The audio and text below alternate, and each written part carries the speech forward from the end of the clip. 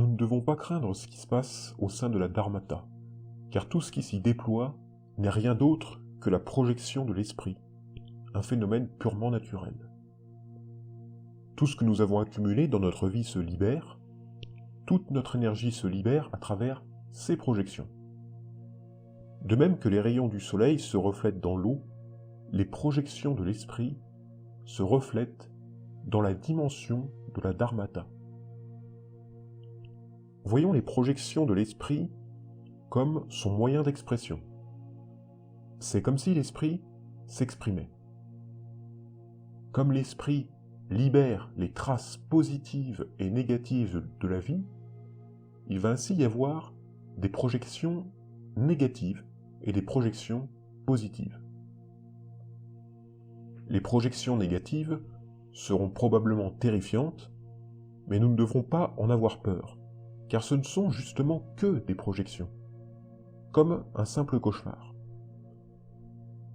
D'ailleurs, la preuve que nous ne reconnaissons pas notre esprit est justement de prendre ces projections pour des expériences, car qui dit expérience dit qu'il y a d'un côté un spectacle et de l'autre un spectateur. Il y a donc une notion de dualité, une notion de jugement, un signe de l'illusion de l'ego. Alors, l'ego est bien mort, comme nous, mais ses traces, ses empreintes sont encore présentes pour vous jouer des tours. Si nous reconnaissons notre esprit, nous reconnaissons que le spectacle est justement orchestré par le spectateur. Le spectacle est donc le spectateur, et il n'y a plus aucune notion de dualité. Ces expériences ne sont donc que la projection de l'esprit. Avoir cette reconnaissance à cet instant précis, c'est le signe de la libération menant vers le chemin de l'éveil. Celle-ci se produit dès l'instant où nous comprendrons que ces visions ne sont que le fruit de l'esprit lui-même finalement. Ces projections ne pouvaient se manifester au cours de notre vie parce qu'elles étaient enfouies dans un corps physique. Ici, dans l'espace de la Dharmata, les projections de l'esprit se manifestent librement. Le volume de ces manifestations est si important qu'elles occupent tout l'espace qui nous entoure. L'esprit est la seule réalité dans cet espace. Mais la plupart d'entre nous, non habitués à stabiliser notre conscience, nous n'aurons pas la connaissance et prendrons cet espace pour un environnement différent de l'esprit, un espace qui ne dépend tout simplement pas de notre perception. Si nous croyons que ces projections ne sont pas notre projection, alors nous resterons dans une illusion totale et nous les interpréterons comme une menace. La peur nous emparera, un peu comme si nous avions peur de notre ombre. Dans la phase transitive précédente, c'est-à-dire le réveil de l'esprit, la reconnaissance de l'esprit pouvait permettre d'atteindre l'éveil. Mais ici, dans la phase transitive de la Dharmata, ce n'est pas la reconnaissance directe de l'esprit qui nous permet de s'éveiller, mais la reconnaissance de son rayonnement, de son déploiement dans cet espace de vérité. Cet instant est primordial car nous allons soit atteindre l'éveil, soit se rapprocher du samsara, c'est-à-dire vers les renaissances. Je vais revenir sur les êtres de lumière, que j'avais rapidement évoqués lors de ma précédente vidéo. Les êtres de lumière seront positifs, entre guillemets, ou négatifs. Ils apparaissent dans la lumière émanant du rayonnement naturel de l'esprit, mais qui sont-ils finalement et que signifie leur présence? Tout d'abord, c'est exactement la même chose qu'avec les lumières, les couleurs et les sons qui se déploient. Les êtres de lumière ne sont que des projections et n'existent pas réellement. L'objectif de leur présence, c'est de vous faire parvenir à l'éveil. Autant les êtres positifs que négatifs. Pour les êtres de lumière dits négatifs, ce sont tout simplement la projection de la trace de vos émotions négatives quantifiées à 5, c'est-à-dire le désir, la colère, l'orgueil, la jalousie, et l'ignorance. Ces émotions négatives, ou du moins la trace des émotions négatives qu'il en reste dans votre esprit, apparaissent donc sous la forme d'êtres de lumière. Pour les êtres de lumière dits positifs, il s'agit cette fois de la projection des qualités de l'esprit. Le discernement, le non-attachement, la sagesse de l'espace, la sagesse de l'égalité et la sagesse de l'accomplissement. Mais ce n'est pas tout.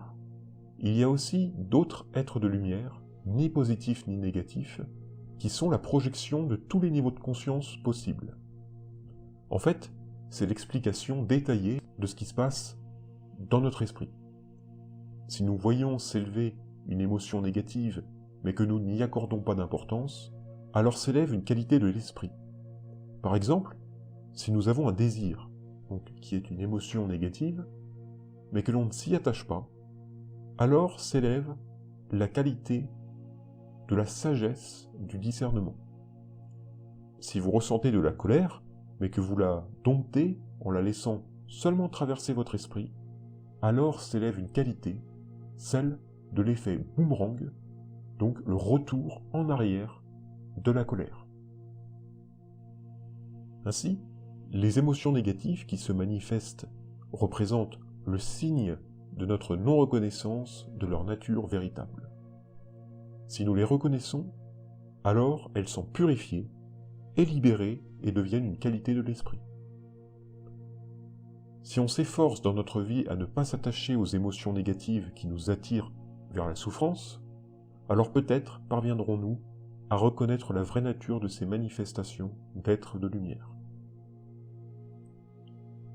Peu importe l'origine et le type de ces manifestations des êtres de lumière, ils sont le déploiement de votre potentiel spirituel.